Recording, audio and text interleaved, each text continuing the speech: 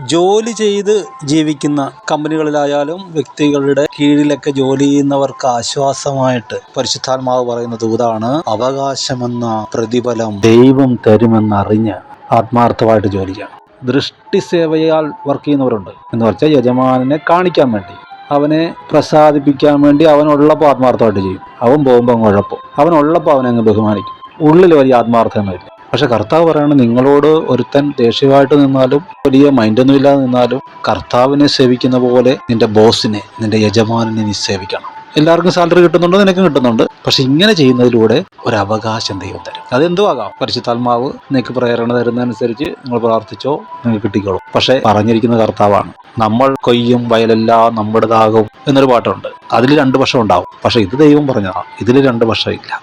കർത്താവിനെ സേവിക്കുന്ന പോലെ സേവിച്ചാൽ, ആത്മാർത്ഥമായിട്ട് ജോലി ചെയ്താൽ, തിരിച്ചു പറയാതെ ദൈവത്തെ പോലെ യജമാനെ കണ്ട് കഷ്ടം സഹിക്കേണ്ടി വന്നാൽ അത് സഹിച്ചുകൊണ്ട് നിന്നാൽ ശമ്പളം മാത്രമല്ല അവകാശം തരും.